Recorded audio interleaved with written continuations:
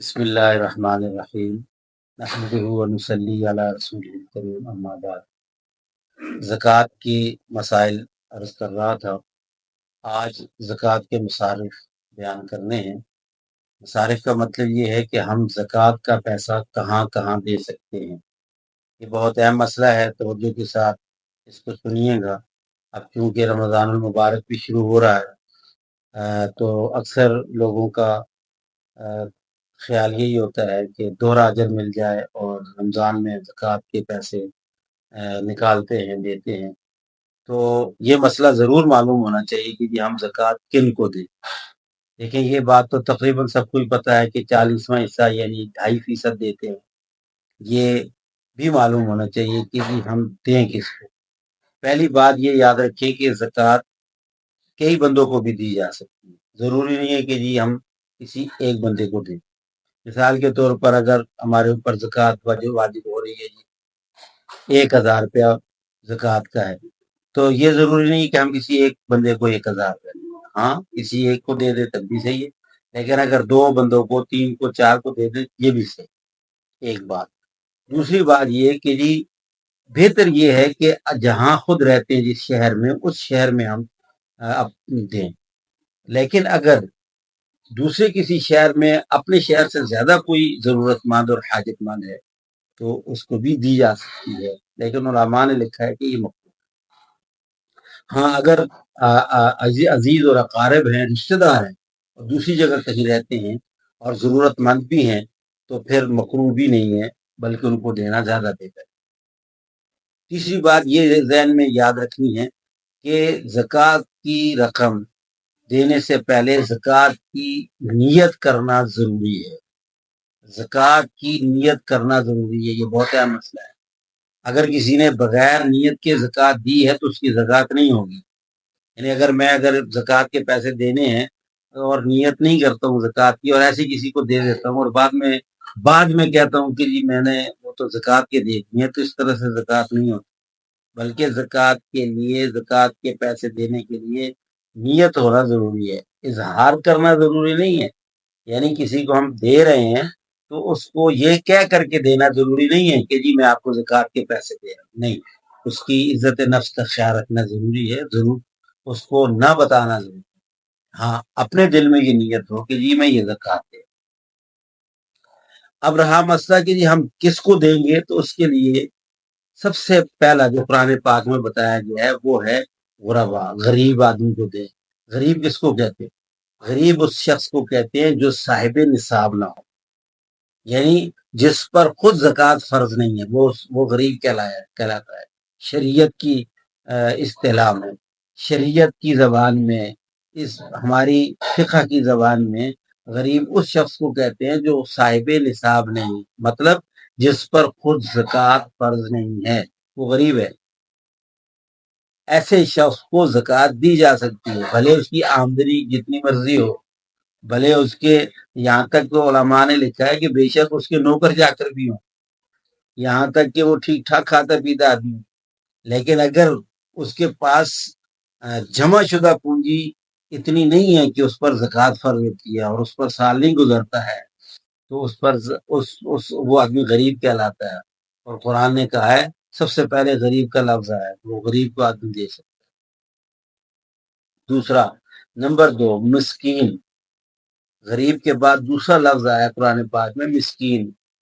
مسکین کس کو کہتے ہیں؟ اس شخص کو کہا جاتا ہے کہ جس کے پاس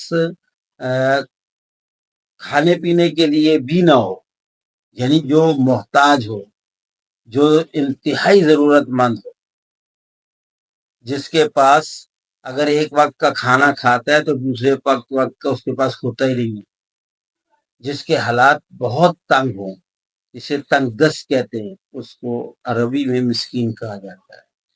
جس کا گزارا بھی بہت مشکل سے ہوتا ہو، بلکہ گزارا بھی نہ ہوتا ہو، ایسا شخص مسکین کہلاتا ہے۔ تو دوسرے نمبر پہ وہ ہے کہ اس کو زکوٰۃ دے سکتے۔ تیسرے نمبر پر زکوٰۃ دی جاتی ہے جو زکوٰۃ کے محکمے میں کام کرنے والے لوگ ہیں، ان کو بھی زکوٰۃ دی جا سکتی۔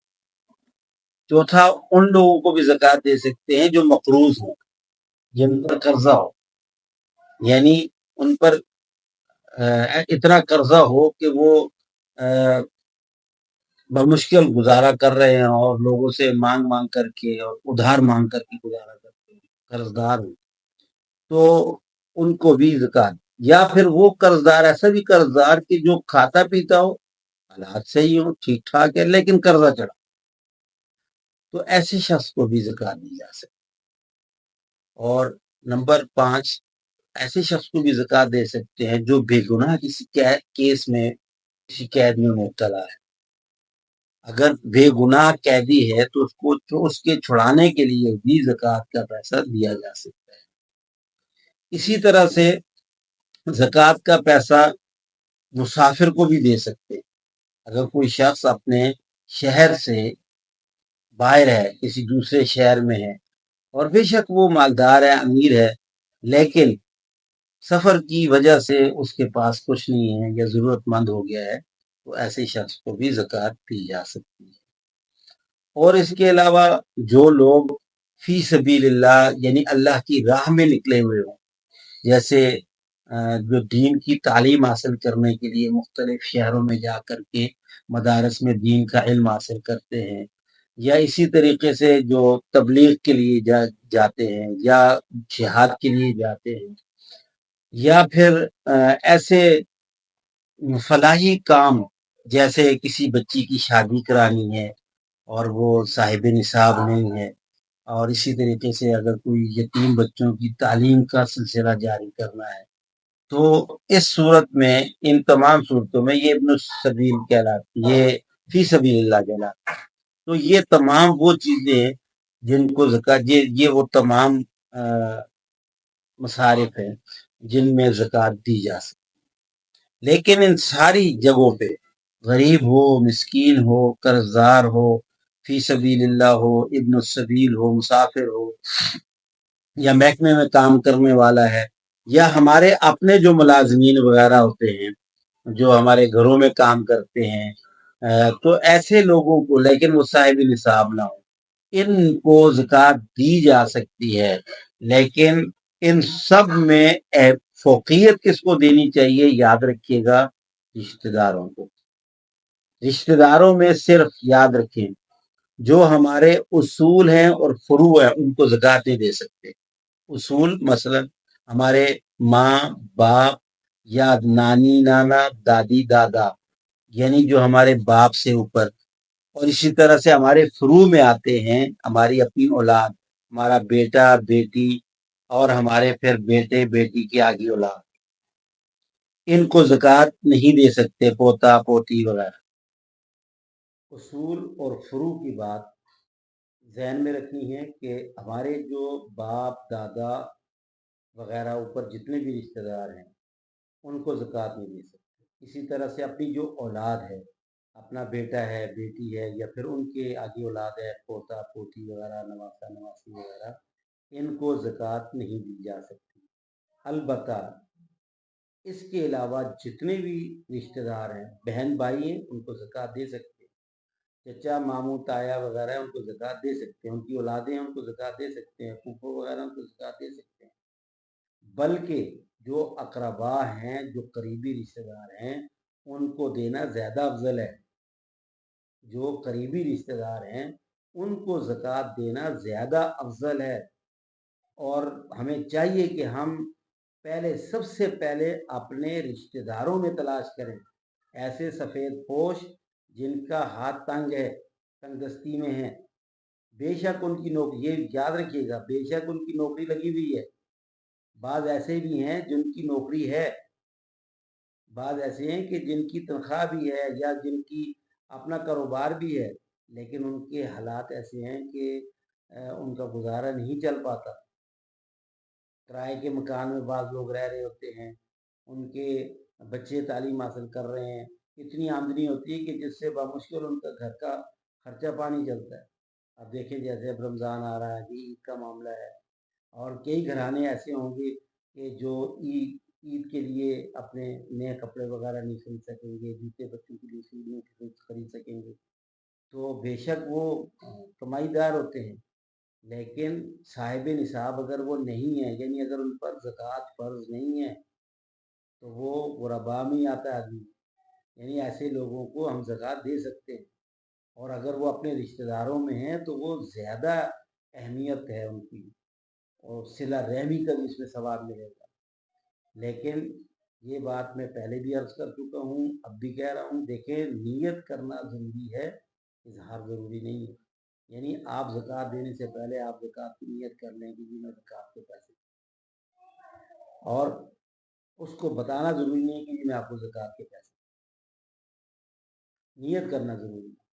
ہاں البتہ یہ بھی دوسرا مسئلہ یہ بھی ضروری ہے کہ زکوٰۃ کے پیسے سے پیسہ جس کو دے رہے ہیں اس کو مالک بنانا نہیں ضروری، یعنی کسی کے حوالے کرنا ضروری ہے۔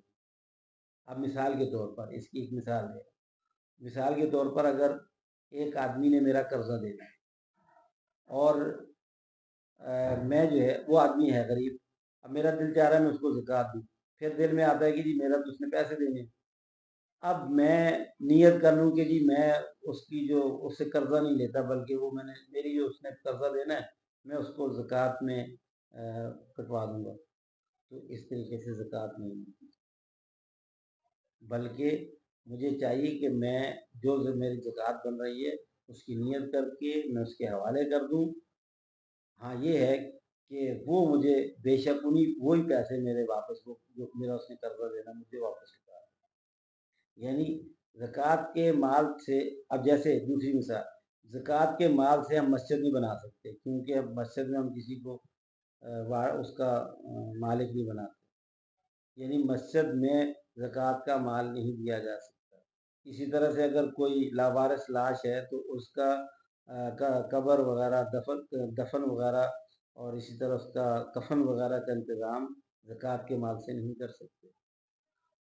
ہاں اگر کوئی غریب عورت ہے، اس کا نکاح کرنا، شادی کرنی ہے، تو وہ زکوٰۃ کا مال اس کو دے سکتے، کیونکہ وہ مالکن بن جائے گی۔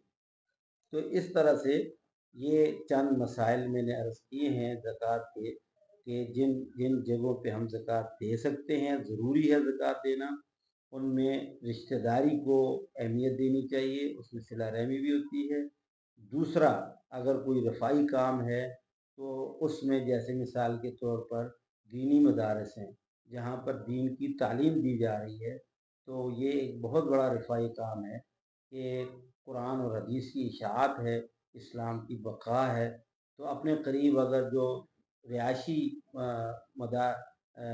مدارس ہیں جس میں رہائشی طلباء ہیں، مختلف جگہوں سے آ کر کے رہتے ہیں اور دین کا علم حاصل کرتے ہیں، قرآن حفظ کرتے ہیں اور علوم اسلامیہ کو حاصل کرتے ہیں، تو ان جگہوں ان مدارس میں زکوٰۃ کا مال دینا چاہیے، اس سے بھی ڈبل ثواب ملے گا۔ ایک تو آپ کو زکوٰۃ کا بھی ثواب مل جائے گا، اور دوسرا اسلام کی اشاعت کا بھی ثواب مل جائے گا۔ تو یہ چند ایک جگہ ہیں جن میں زکوٰۃ دینا ضروری تھا اور میں نے عرض کر دیا۔ اس کے علاوہ اگر کسی کے ذہن میں کوئی مسئلہ ہو، پوچھنا چاہے، تو میرا جو ذاتی نمبر ہے وارد کا 0321248367 اس پر مجھ سے رابطہ کر کے مسئلہ پوچھا جا سکتا ہے۔ اللہ تعالیٰ ہمیں عمل کی توفیق دے۔